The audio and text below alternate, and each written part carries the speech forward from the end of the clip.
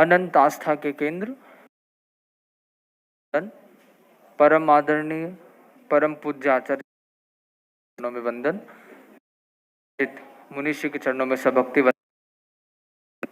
हम थोड़ा सा रिकैप कर लेते कि हमने कथा कितनी सुनी थी। और तो हम देव दो भाई थे, बड़ा भाई भवदेव जो छोटा गया, और दूसरी तरफ भावदेव जो छोटा भाई है, जिसका रस संसार के सुखों में आनंद आता था।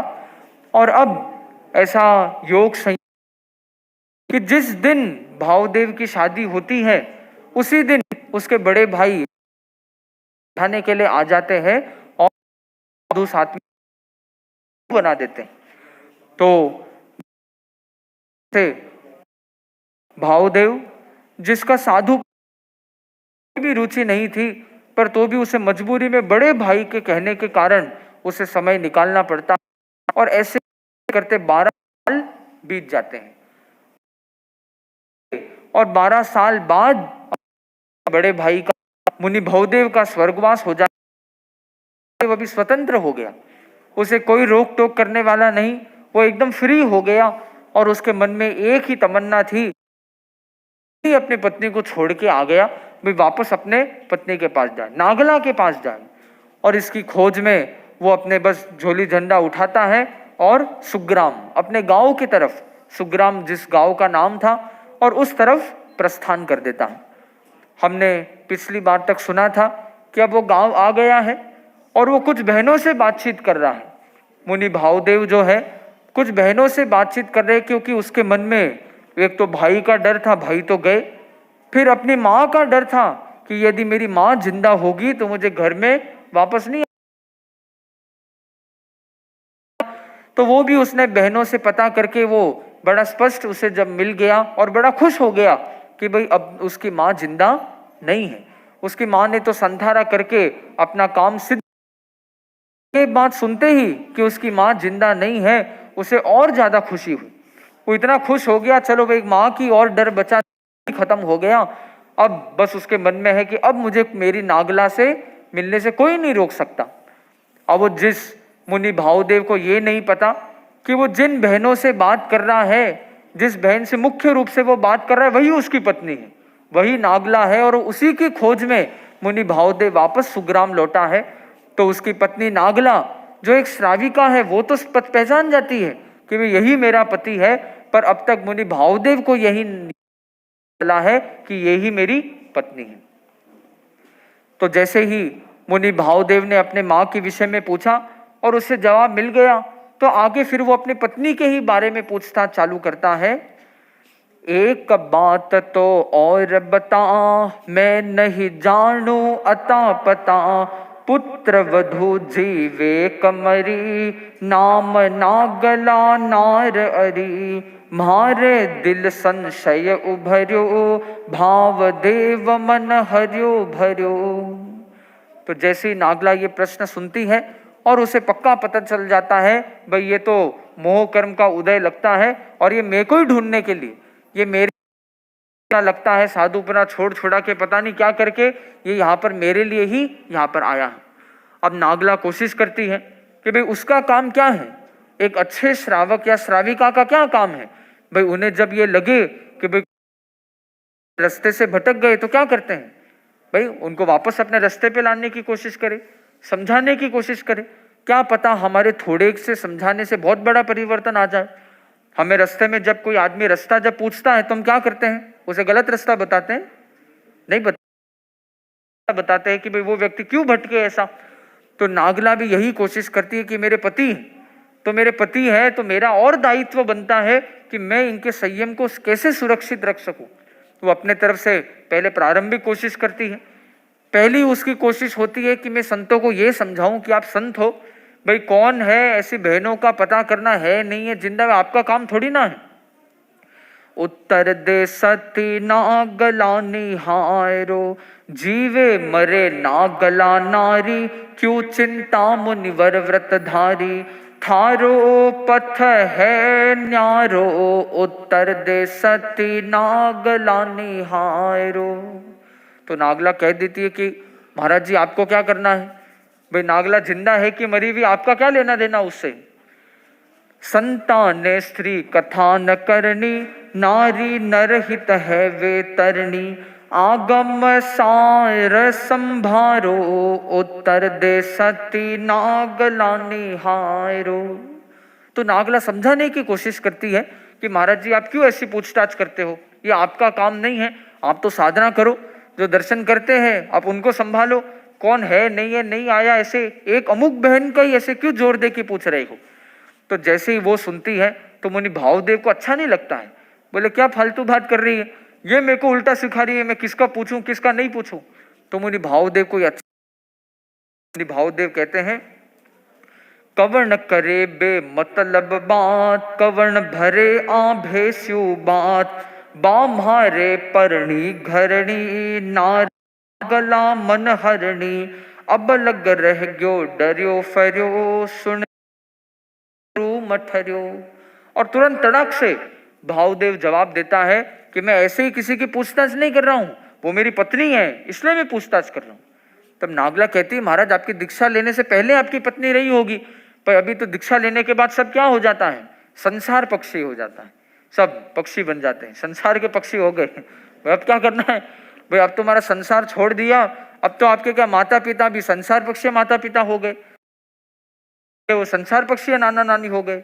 मेरे संसार पक्षी नाना नानी है, मैं इनको नाना नानी नहीं बोलता हूँ, संसार पक्षी नाना नानी। मतलब मैं जब साधु नहीं बना था तब के मेरे नाना नानी थे, अभी तो क्या जैसे बाकी सब है वैसे ये भी हो गए, तो सब संसार पक्षी हो गए कि जब हम संसार में थे तब क्यों हो गए। तो नागला समझाती है महाराज आप साधु बन गए, पत्नी होगी आपकी वो किसी जन्म की, क्योंकि देखो साधु जीवन भी नया जन्म है, वो नई शुरुआत होती है, तो आपके तो पिछले जन्म की, आपकी दीक्षा से पूर्व की पत्नी थी, तो अब क्या लेना देना। लेकिन तब उत्तर दे सती नागला निहारो, साध घड़ा बाजे घर बारी, सुनी न निर्ग्रंथारे नारी, उज्ज्वल मत आ पारो, उत्तर दे सती नागला निहारो। क्यों पाखंड रचो मुनिव्रतरो, संयम बन गयो उलटो खतरो, हाथी छी धिकारो, उत्तर दे सती नागला निहारो। तब नागला कहती है महाराज जी आपको यदि अपनी पत्नी से इतना ही राग था, पत्नी से इतना ही आपका प्रेम का अनुबंध था, तो फिर उसे छोड़ा क्यों, फिर दीक्षा ली क्यों, दीक्षा भी ले ली और फिर अंदर में आप उसमें रमे नहीं, उसमें आप साधु जीवन का आनंद नहीं उठा सके, तो आपके लिए तो संयम जीवन क्या हो गया, उल्टा खतरा हो गया, बोझ हो गया। क्योंकि त्याग जो होता है वो कभी बोझ नहीं बनना चाहिए। कई बार होता है पर्यूषण आता है, तो हमें भी ये ध्यान देना चाहिए, विशेषकर जो माता पिता है उन्हें बहुत ध्यान देना चाहिए कि जब वो बच्चों को ये सिखाने की कोशिश करते हैं कि भाई मूल आपका लक्ष्य तो अच्छा संस्कार देना ही है, पर कई बार संस्कार देने का तरीका ऐसा हो जाता है कि उनके लिए वो त्याग बोझ बन जाएगा। कितने परिवार होते हैं ठीक है जिनमें जमीन कन आलू प्याज कांदा खाना रोज बनता है, पर जैसी पर्यूषण आता है और एकदम बच्चों पे थोप दिया जाता है, 8 दिन सब बंद, तो बच्चों को ऐसा लगता है ये तो हमारी भाई ये तो फांसी की सजा हो गई, भाई ऐसा क्यों भाई। तो इस तरीके से उल्टा बच्चों को तो ऐसा पर्यूषण अच्छा नहीं लगता है, उनको लगता है अरे यार पर्यूषण आ गया 8 दिन अभी कुछ खाने पीने को नहीं मिलेगा। तो ये तरीका तो उल्टा अच्छी बात नहीं है। आप समझाने की कोशिश कर सकते हो कि भाई देखो अपना पर्यूषण होता है, जमीन कन क्यों नान बोला जाता है, उन्हें वो समझाओ ना। अब इतनी सारी फल सब्जियां हैं पर ये आलू कांदा प्याज यही क्यों बंद करना है, आप समझाओ, समझाने की कोशिश करो कि हिंसा क्या होती है, अहिंसा क्या होती है, दर्द क्या होता है, उन्हें भी तकलीफ होती है, ऐसे समझा के और उनको निर्णय लेने दो। जब बच्चे खुद सोच के निर्णय लेंगे तो लगभग संभावना है आप जो चाहते हो वही करेंगे। इसका एक छोटा सा एक वास्तविक उदाहरण देता हूं। एक बार जैसे शादी की पत्रिकाएं आती है ना, इनविटेशन कार्ड आते हैं, तो कई बार साथ में ड्राई फ्रूट भी आते हैं, कभी चॉकलेट्स भी आती है। तो एक बार ऐसे ही एक परिवार में चॉकलेट्स आई, तो चॉकलेट्स के अंदर एग था, अंडा था। तो अब जैन परिवार था तो अंडे की अब बच्चा छोटा है, मानो 4, 5, 6 साल 7 साल का बच्चा है। अब उसके माता पिता जल्दी से क्या करते हैं, कारण नहीं बताएंगे तुझे क्यों ना बोल रहे, सीधा बोल देंगे ये चॉकलेट नहीं खाना है, या तो फेंक देंगे या जो भी करेंगे। तो बच्चे के मन में क्या आता है कि अरे देखो मेरी तो इतनी इच्छा थी खाने की और मेरे को ना बोल दिया, इसका मतलब क्या है मेरे मम्मी पापा चाहते ही नहीं है कि मेरी मन की चीज अच्छी होनी चाहिए। तो मन मन में ये धारणा बन जाती है। तो उस परिवार में जो पिताजी थे उन्होंने क्या किया, उन्होंने बच्चे को बुलाया और बच्चे के सामने चॉकलेट रख दी। बोले देखो ये अपने चॉकलेट आई है, ये चॉकलेट में अंडा है। पहले बच्चे को समझाया अंडा क्या होता है, उसको कैसे बनता है। भाई जैसे तुमको दर्द होता है ये अंडे को भी तोड़ा, उसको भी तो दर्द हुआ, उसको भी तकलीफ हुई, किसी को मार के ये बनाएगा। तो बच्चे को समझाया, फिर बच्चे के हाथ में चॉकलेट पकड़ा दी। बोले अब तू देख खाना चाहिए या नहीं खाना चाहिए। और पिताजी वहां से चले गए। बच्चे ने तभी तो नहीं खाया, एक बार उसे साइड में रख दिया कि भाई समझा के गए हैं। पहली बार उस बच्चे को अवसर मिला कि वो अपना दिमाग दौड़ाए, वरना हमेशा क्या होता है हम सोचने विचारने का काम बड़े कर देते हैं, छोटों को मौका ही नहीं देते। पर इस बार बच्चे को वो खुद हॉट सीट पे बैठा है। अब वो उसको सोचने का मौका मिला, खाऊं या नहीं खाऊं, भाती तो है पर इसमें एग है तो भाई मेरे लिए अच्छा नहीं रहेगा, भाई अपने ऐसा क्यों काम करे। क्योंकि बच्चे बहुत सेंसिटिव होते हैं, दूसरे की दर्द वगैरह बच्चे अच्छी तरह समझ सकते हैं, तो उन्हें समझ होता है।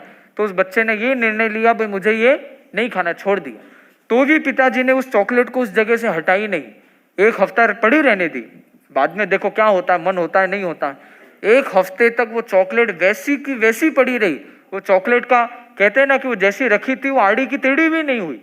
क्यों? अब बच्चे ने सोच विचार के निर्णय कर लिया, तो उसके लिए वो त्याग बोझ नहीं बना। उसने जब सोच विचार के उसे किया। तो ये तो खाली एक प्रसंग मात्र उदाहरण, ये उदाहरण वो बच्चा कौन था, वो बच्चा मैं था। तो ये तो खाली छोटा सा उदाहरण है। तो मैं ये नहीं बता रहा हूं कि मैं इतना समझदार था, मैं ये बता रहा हूं कि बच्चों को सही तरीके से समझाया जाए तो बच्चे समझ सकते हैं, ऐसी कोई बड़ी बात नहीं। तो उन्हें समझाए ताकि त्याग उनके लिए बोझ न बने। बोझ नहीं बनना चाहिए, त्याग तो हमें मुक्त करता है, त्याग बंधन नहीं है, त्याग तो मुक्ति है। तो ऐसे तरीके से समझाने से उनको कभी उसे बोझ महसूस नहीं करेंगे। तो मुनि भावदेव के लिए तो संयम जीवन कैसा था, बोझ था, वो तो मुक्ति नहीं थी। वो तो उसे भार समझता था, क्योंकि उसका मन तो लगा हुआ है अपने पत्नी में और इधर साधु जबरदस्ती बनना पड़ गया। तो 12 साल तो उसने जैसे तैसे एक एक पल गिन गिन के बड़ी मुश्किल से निकाली। तो नागला समझाती है कि ऐसा फिर पाखंड रचाई क्यों, ऐसा साधु बनने का क्यों नाटक किया। तब भावदेव कहता है क्या रो संयम क्यारी बात, आख्या आड़ी काली रात, बड़ बंधवरो पड़ियो दबाव, सक्यो न वापस देन जवाब, बर बस में मुनि वेश धर्यो, सुनता ही रू रू मठर्यो। तब भावदेव कहता है कि मैं कोई आत्मा का कल्याण के लिए साधु नहीं बना, क्या है का संयम जीवन, भाई मेरे लिए तो संयम जीवन काली रात जैसे अंधियारी रात है। बोले ये तो बड़े भाई का दबाव बन गया, जिस कारण से मुझे साधु बनना पड़ गया। संयम पाल्यो शर्मा शर्म, ढिंगाणे रो हो गयो धर्म, मुश्किल बीत्या 12 वर्ष, मैं जानू मारो उत्कर्ष, भाई जी सुरवास वर्यो, सुनता ही रू रू मठर्यो। तो मैंने तो शर्मा शर्मी में जबरदस्ती साथ जैसे तैसे 12 साल बिताए, और जैसे ही मेरे 12 साल वर्ष पूरे हो गए, मानो ऐसा लगा कि मेरा तो आम का बोया हुआ बीज अब वो फल आया है उसका। ओ बानो अरु ओ आचार, ओ भारी संयम रो भार, स्वयं छोड़नो चाहू मैं, नार ना गला पाऊं मैं, तो समझो संसार तरयो, सुनता ही रू रू मठर्यो। तब भावदेव कहता है कि भाई नागला तो क्या है, भाई मेरे लिए वही मुक्ति है। अगर मेरे को तो मेरी नागला मेरी पत्नी वापस मिल जाएगी तो मैं तो समझूंगा भाई मेरे को तो मुक्ति मिल गई, बस मेरा संसार का भ्रमण पूरा हो गया काम, बस मुझे तो वो एक वही चाहिए और कुछ नहीं चाहिए। जब आदमी की किसी एक चीज में जब मन अटक जाता है तब उसको दूसरा और कुछ भी दिखाई नहीं देता, चाहे कैसी चीज हो, अच्छी हो, उसके काम की भी भले हो, पर एक बार जहां मन लग जाता है फिर दूसरी चीज में वहां नहीं जाता। ऐसा ही उदाहरण कवि तुलसीदास, महाकवि तुलसीदास जी का भी आता है। तुलसीदास जी भी, उनको अपने पत्नी से, गोस्वामी तुलसीदास जी, उनको अपने पत्नी से बहुत ज्यादा प्रेम था। इतना ज्यादा प्रेम था कि वो एक दिन भी बिना अपने पत्नी के रह नहीं सकते थे। ऐसा इतिहास में ऐसा बताया जाता है कि एक बार ऐसा प्रसंग बन गया कि उनको किसी काम से बाहर जाना पड़ रहा था। अब मन कर नहीं रहा है, पर ऐसी परिस्थिति बन गई, कोई उपाय भी नहीं बचा। बहुत कोशिश किए, पर एक तरीके से अनिवार्य हो गया कि नहीं भाई, जाना तो पड़ेगा ही। तो गोस्वामी तुलसीदास जी ने पत्नी को कहा कि देख, मैं तेरे बिना तो एक दिन भी नहीं रह सकता, पर मुझे कुछ काम से बाहर जाना ही पड़ेगा। तब पत्नी कहती भाई ठीक है, बोले मैं अपने पियर चली जाती हूँ, मैं वहां रह जाऊंगी, इधर अकेले क्या करूंगी। तो वो पियर चली जाती है और इधर गोस्वामी तुलसीदास अपने काम पे चले जाते हैं। जैसे ही काम पे जाते हैं, और उन्हें कल्पना भी नहीं थी कि उसी दिन उनका काम पूरा हो जाता है। और देखते मेरा काम पूरा हो गया, तो जिस भी बाहर गांव में गए थे बोले मैं इधर कैसे रुकूं, जब मेरा काम पूरा हो गया है तो वापस मैं तो अपनी पत्नी के पास जाता हूं, मैं इधर थोड़ी ना रुकूंगा। शाम के समय वो वहां से रवाना हुए और वापस उनको अपने अपने जहां उनकी पत्नी पिहर गई हुई थी, वहां पर जिस रास्ते में आ रहे थे, आधी रात हो गई। एक तो भयंकर आंधी तूफान चालू है, पर उनके मन में नहीं, मैं तो मेरे पत्नी के पास जाऊंगा। ऐसा नशा चढ़ा हुआ था पत्नी का, बोले नहीं मैं तो उधर जाऊंगा। रास्ते में इतनी बारिश, जो रास्ता अपने उसके तुलसीदास जी के ससुराल जाने का जो रास्ता था, वह एक नदी पड़ती थी, तो नदी भी उफान पे थी। अब बोले इतनी भयंकर नदी जो उफन रही है, इतने उफान पर है, और ऊपर से इतने बारिश का मौसम और रात का समय, कौन ऐसी नदी पार करेगा। पर तुलसीदास जी का कुछ दिखाई नहीं, बस पत्नी चाहिए, नदी वदी कुछ दिखाई नहीं देती। तो अंधेरा था भाई, जो एक तैरता हुआ कोई सामान दिखा उसको पकड़ा और पकड़ के नदी पार कर लिया। आगे जाके देखा तो वो मुर्दा था उसको पकड़ के पार कर दिया।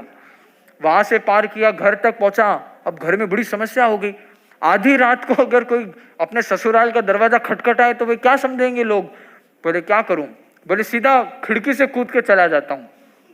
तो उस समय में ऐसे एक ऐसा गोह बोला जाता है, शायद एक ऐसी छिपकली जैसी संभवतः एक जानवर होता है, उसकी मजबूत बहुत पकड़ होती है। तो कहा जाता है ऐसा, कुछ जगह ये भी आता है कि सांप को रस्सी समझ के चढ़ लिया, कुछ जगह आता है कि जो गो जानवर था उससे रस्सी बांध के उसे फेंका, तो वो दीवार पे इतना तेज चिपक जाता है कि इंसान भले लटक जाओ तो भी वो जल्दी से छूटता नहीं है। तो वहां से वो चढ़ के ऐसे कमरे में बैठा, और जैसे एक बार तो पत्नी घबरा गई उसकी, बोले आधी रात कौन आ गया। बोले नहीं नहीं भाई, मैं तुम्हारा पति हूँ। बोले इधर आधी रात को नहीं। बोला आधी रात में तेरे को तो खुश होना चाहिए। ने बोला खुश क्या होने की बात है, ऐसे कोई आता है क्या। बोले कोई हद, कोई सीमा होती है कोई चीज की। तो तुलसीदास जी ने देखा, रे वो उसको कहता है कि देख, मैं तेरे लिए मुर्दे को सहारा समझ के नदी पार करके, ऐसे क्या सांप से चढ़ के जैसे तैसे तेरे यहाँ तक पहुंचा हूँ, इतने तूफान पार करके आया हूँ, और तू को प्रसन्नता ही नहीं है। तब उसके पत्नी के मुंह से एक बात निकल जाती है कि भाई इतनी पुरुषार्थ, इतनी मेहनत अगर भगवान के लिए की होती तो कहां से कहां पहुंच जाते। और कहा जाता है बस वो बात उनको ऐसे लगी और उनका जीवन सारा बदल गया, और उन्होंने अपने पूरा जीवन बस फिर प्रभु भक्ति में उन्होंने अपना सारा जीवन लगा दिया। तो देखिए, जब पत्नी का इतना आसक्ति था तो न तो नदी दिखी, न मुर्दा दिखा, न सांप दिखा, कुछ नहीं। तो वैसे ही भावदेव को एक नागला दिख रही है और कुछ भी नहीं। तो भावदेव को बस केवल एक अपनी पत्नी चाहिए। पर आप देखिए, उसकी पत्नी सामने खड़ी है, जिससे वो बात कर रहा है वही उसकी पत्नी है, पर फिर भी वो अब तक उसे पहचान नहीं पाया है। इधर नागला भी अपनी प्रयास कर रही है। उत्तर देशती नागला निहारो, संता जाबक सत्याना की, कोई सुध बुद्ध बची न बाकी, बन ग्यागी लोगारो, उत्तर देशती नागला निहारो। तो नागला ने जब उन्हें अपने नियम याद दिलाकर समझाने की कोशिश की तो उससे तो संत समझे नहीं। नागला ने देखा भाई ये उपाय नहीं, अब थोड़ा और कुछ नया उपाय अपनाना पड़ेगा। तब नागला कहती है, खैर हुई थारी मति मैली, पर एक बात सुनाऊं पहली, उत्तर जासी पारो, उत्तर देशती नागला निहारो। तब नागला संत को कहती है कि चलो फिर भी आपको अपने नागला का इतना कोड है ना, तो भी चलो आपको एक बात बता देती हूँ, आपकी सारे आपका जो नशा चढ़ा हुआ सब उतर जाएगा। और कहती है, सती नागला संयम साचे, ढली स्वयं सासुरे ढांचे, फले न मन रत थारो, उत्तर दे सती नागला निहारो। और नागला अब थोड़ा कुछ अलग उपाय अपनाती और कहती है कि आप जिस नागला को पाना चाहते हो तो उसने तो अपना सारा जीवन बदल दिया, वो तो अब इतनी धर्म में रम गई है, वो क्यों ऐसे व्यक्ति के साथ वापस संगत में आएगी। ऐसा व्यक्ति, ऐसा कायर, ऐसा कमजोर आदमी जो संयम जीवन, कोई संकल्प को जिंदगी भर स्वीकार करके तोड़ के वापस आएगा, तो ऐसे व्यक्ति के साथ तो नागला नहीं रहेगी। तब भावदेव कहते हैं कि भाई तू रहने दे तेरी ये सब बात। रे बहु बोली बोली ढाब, देखो थारो खूब रबाब, बक बक करता हुई दोपहर, जातो अपनो काम अवेर, मारे थारे बिना सरयो, सुनता ही रू रू मठर्यो। तब भावदेव कहता है कि अरे मैंने तो गलती कर दी तेरे से पूछ के। कोई नागला उल्टा उसे समझाती जा रही है, वो कहता है तेरे बकबक करते हुए दोपहर हो गई, मैं तेरे से पूछ के ही गलती कर दी, तू जा, मैं तेरे बिना ही मैं अपनी नागला को ढूंढ लूंगा। यू लागे सासुरी सीख, मैं क्यों कर तो नार नजीक, मैं पूछा सीधा दो बोल, तू बैठी करने पंचोल, व्यर्थ जबा क्यों जहर झरियो, सुनता ही रू रू मठरियो। तो नागला के अब ये दूसरा प्रयास भी असफल हो जाता है जब वो ये समझाने की कोशिश करती है कि नागला तो एकदम एक तो गृहस्थ वेश में भी अब तो संयमी जैसी हो गई है, तब इस बात का भी संत पे कोई प्रभाव नहीं पड़ता है। तब नागला देखता है कि नहीं, अब तो कोई बड़ी प्लानिंग बनानी पड़ेगी। तो अब नागला क्या प्लानिंग बनाती है और वो किस प्रकार अब देखते हैं कि अपनी तीसरे प्लानिंग की कैसी संरचना करती है और उसमें सफल हो पाती है या नहीं हो पाती है, ये हम आगे के क्रम में सुन सकेंगे। तो अभी इस अपने वाणी को यही विराम देता हुआ अब निवेदन, मुनि श्री जागृत कुमार जी स्वामी सभी अपने स्थान पे बैठे बैठे, खड़े नहीं होंगे।